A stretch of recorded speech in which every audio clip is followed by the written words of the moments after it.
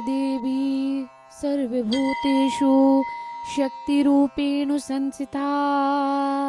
नमस्तस्यै नमस्तस्यै नमस्तस्यै नमो नमः।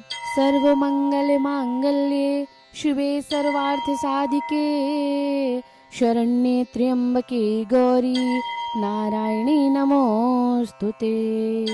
आप सभी को नवरात्रि की हार्दिक बधाई, शुभकामनाएं और मेरा प्रणाम। आज हम आपको गुप्त नवरात्रि के बारे में बताने जा रहे हैं। हमारे यहाँ 4 नवरात्रि होती हैं, चैत्र, आषाढ़, अश्विन और माघ।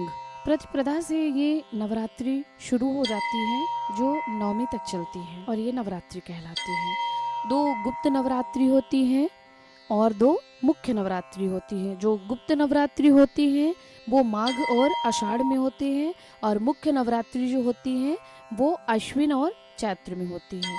इस बार गुप्त नवरात्रि 30 जून गुरुवार से शुरू हो रही प्रतिपदा से इसकी पूर्णता 8 जुलाई शुक्रवार नवमी तिथि में होगी। इस बार माँ घोड़े पर सवार होकर आ रही हैं, इसीलिए ये अत्यधिक समृद्धि प्रदान करने वाली हैं और हमें पूरे मन व विश्वास और संकल्प से माँ की पूजा सेवा करना चाहिए और हमें अपने गुरु के द्वारा दिया मंत्र भी अवश्य जप करना चाहिए। गुप्त नवरात्रि में हमारी साधना, पूजा, अर्चना, सेवा जितना हो सके हमें गुप्त रखना चाहिए।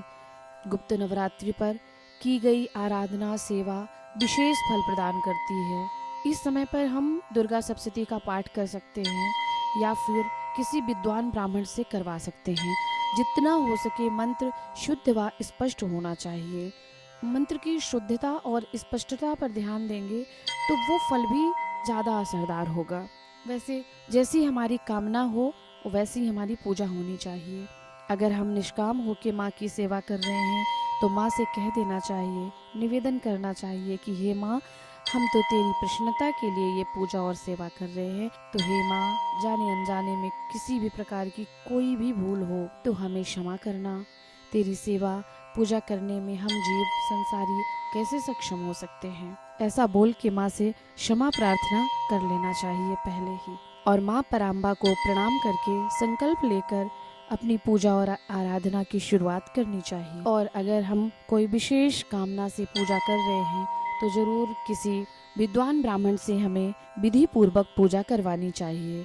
और अगर हम सिर्फ माँ की सेवा कर रहे हैं तो उसमें फिर जो हमसे बने हम कर सकते हैं। और इस समय पे अगर हम चाहें तो अर्गला का पाठ कर सकते हैं, नवाण मंत्र का जप कर सकते हैं और दैनिक पूजा साथ में करना चाहिए। वैसे गुप्त नवरात्रि में हमें आचार विचार, आहार विहार मतलब पूरी सतर्कता के साथ प्रतिदिन हमें रहना चाहिए और माँ की सेवा पूजा पे ध्यान तो देना ही चाहिए, लेकिन अपने कार्यों पे भी ध्यान देना चाहिए कि हम किसी की निंदा ना करें, कोई हमसे गलती से भी कोई गलत काम ना हो। इन सब चीज़ों पे भी हमें ध्यान देना चाहिए। देवी के 9 रूपों की पूजा हमें अवश्य करना चाहिए।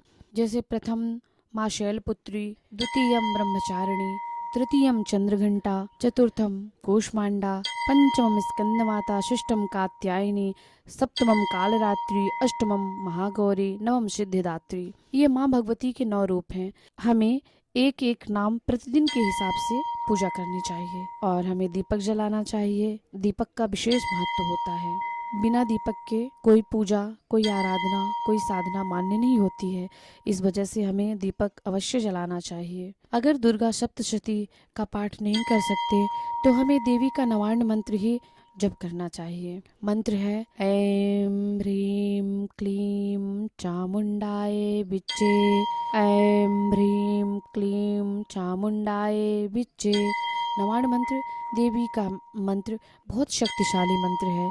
इसके जप से सभी कार्यों की सिद्धि बहुत जल्दी मिल जाती है। इसके बाद अगर हम चाहें तो सिद्ध कुंजिका स्तोत्र का या देवी के 108 नाम का जप भी कर सकते हैं।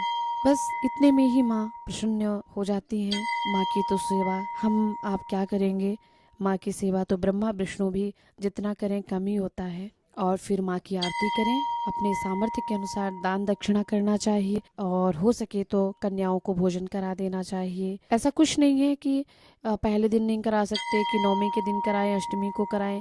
9 दिन में कभी भी आप करा सकते हैं। तो ये सारी जानकारी थी नवरात्रि के विषय में।